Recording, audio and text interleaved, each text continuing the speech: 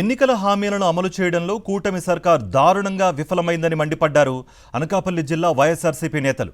అనకాపల్లి నియోజకవర్గ వైఎస్ఆర్సీపీ విస్తృత స్థాయి సమావేశంలో ఆ జిల్లా వైఎస్ఆర్సీపీ అధ్యక్షుడు బొడ్డేటి ప్రసాద్, అనకాపల్లి నియోజకవర్గ సమన్వయకర్త మలసాల భరత్ కుమార్, మాజీ ఎంపీ సత్యవతితో పాటు పార్టీ శ్రేణులు భారీగా పాల్గొన్నారు.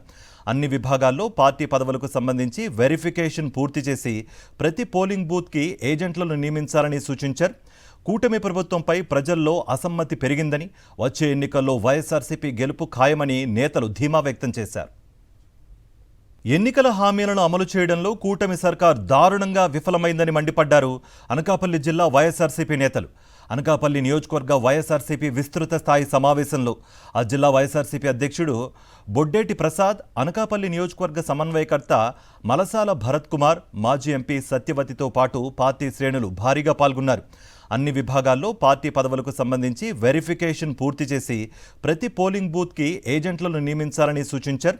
కూటమి ప్రభుత్వంపై ప్రజల్లో అసమ్మతి పెరిగిందని, వచ్చే ఎన్నికల్లో వైఎస్ఆర్సీపీ గెలుపు ఖాయమని నేతలు ధీమా వ్యక్తం చేశారు.